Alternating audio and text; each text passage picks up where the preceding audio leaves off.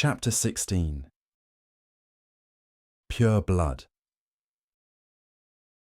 So by feeding from Lucius, you were able to feed on other Deamhan?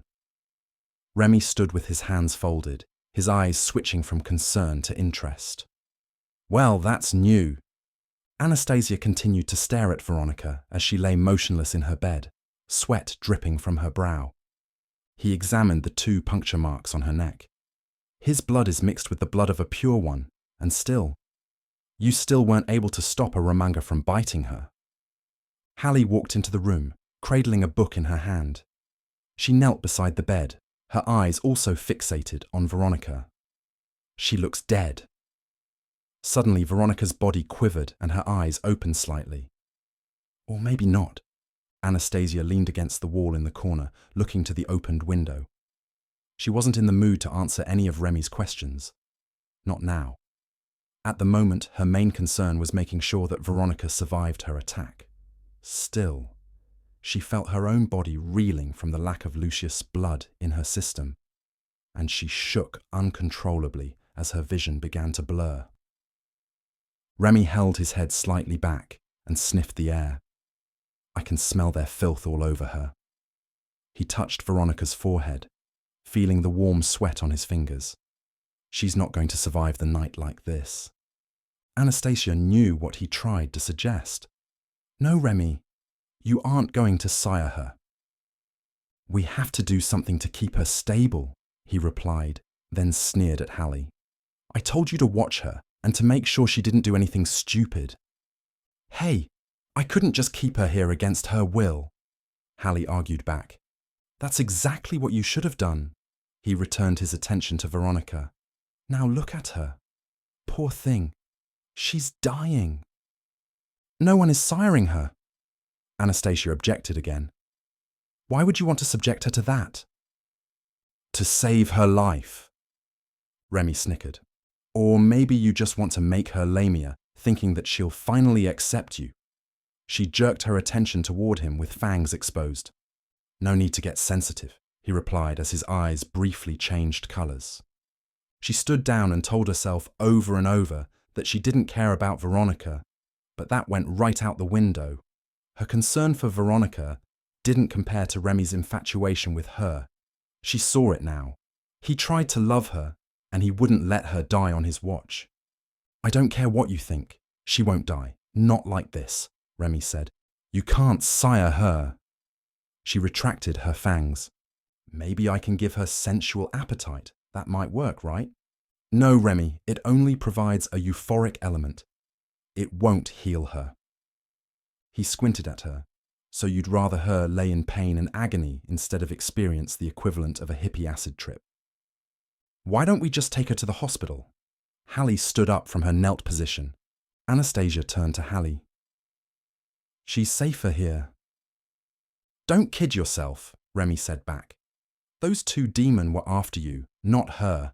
If you think she's safer here with us right now, especially with you being here, you're clearly mistaken.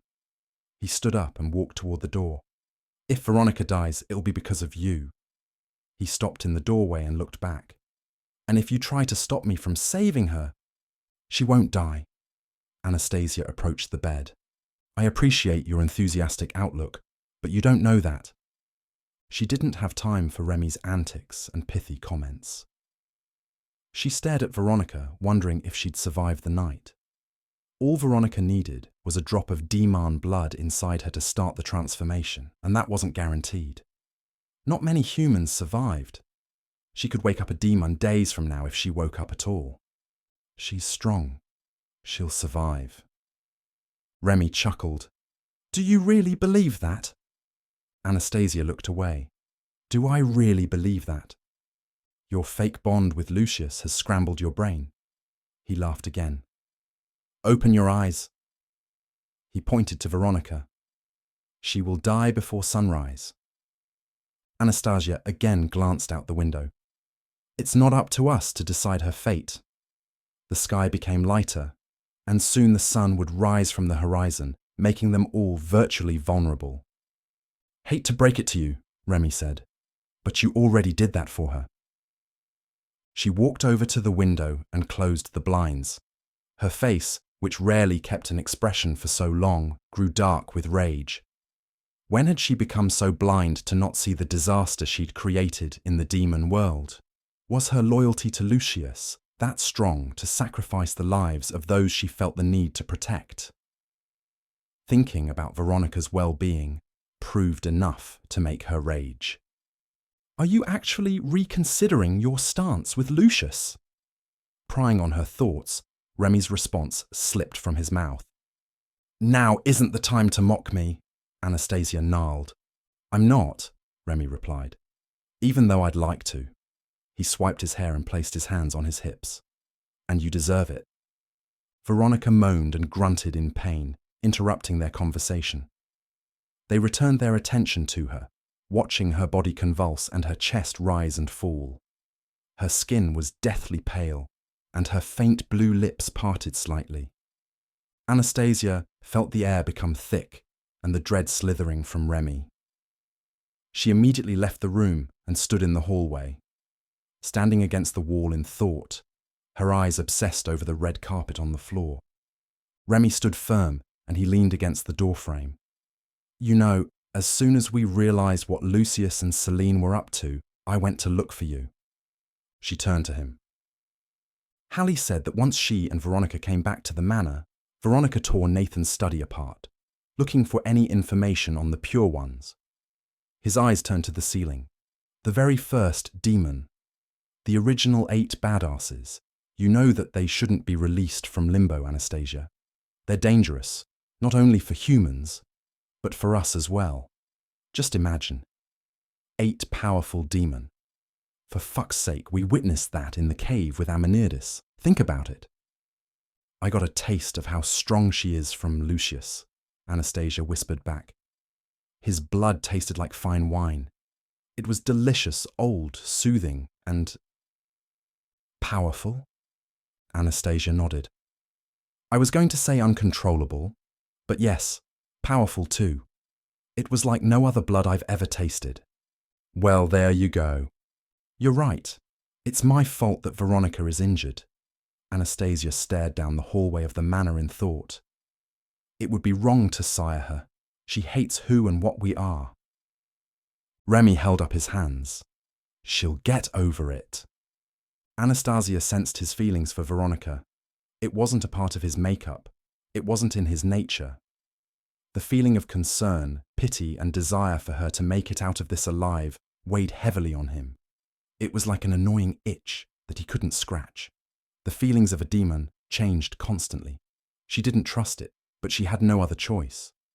She thought that maybe if she did nothing and let Remy sire Veronica, the bizarre feelings they all had regarding her safety would go away.